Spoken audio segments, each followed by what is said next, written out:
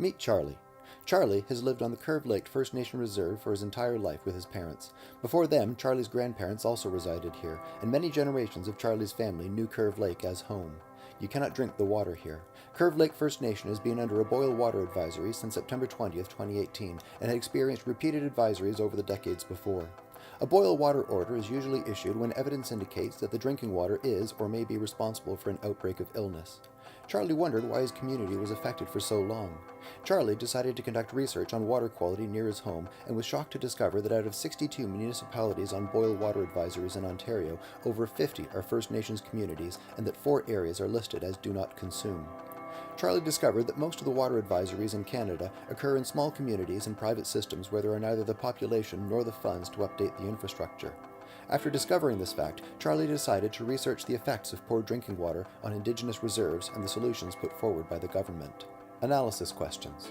Please pause the video to consider the following analysis questions. The application of learning theories can be applied in this scenario to examine and interrogate assumptions of prior knowledge. The constructivist learning theory focuses on real-life application, where the learner is given the opportunity to construct personal meanings from what is presented to them. Ali, 2007. The learner creates their own worldview based on their observations of objective reality. David L., 2015. The application of connectivism may provide alternative ways of knowing and sharing information. According to Siemens, connectivism is driven by the understanding that decisions are based on rapidly altering foundations. New information is continually acquired. Siemens, 2005, page 4. Awareness of unsafe drinking water conditions on First Nations reserves can be shared through social media. The right to clean water is an essential and basic human right. Barrera, 2018. The David Suzuki Foundation released a report titled Reconciling Promises and Reality: Clean Drinking Water for First Nations. It is the second study on Ottawa's promise to end long-term First Nation water advisories by 2021. The report calls on the government to co-create legislations and regulations concerning First Nation water systems. Barrera, 2018. Problems and challenges identified include inequities in the provision of safe water leave communities vulnerable to waterborne diseases, stress, and associated health effects. Lack of trained staff to fix problems with the water system such as line breaks, equipment failure, and poor filtration and disinfection of drinking water. The ongoing effects of colonization which have contributed to the erosion of Indigenous peoples' livelihood systems, culture, and resources. Adelson, 2005. In 2016, the Canadian Human Rights Tribunal, or CHRT, determined that their approach to services for First Nations children was discriminatory. Government of Canada, 2019. There's evidence that once affected with a health impact, Indigenous community members are further burdened by unequal access to healthcare services to help them cope with waterborne illnesses and effects on well-being. Government of Canada, 2017. Reserves can be geographically remote from other communities, making it difficult to deliver resources. The erosion of water resources has a negative impact on the well-being of communities and contributes to the current inequity in the health status of Indigenous Canadians. Waldron et al., 2006. While responsibility for water supply in Canada lies with municipalities, it is the federal and provincial governments through the Canadian Council of Ministers of the Environment that set the standards for water management and quality. Much like the responsibility issues that led to the creation of Jordan's Principle, this separation of responsibilities makes it difficult for First Nation citizens to seek improvements in the quality of their tap water.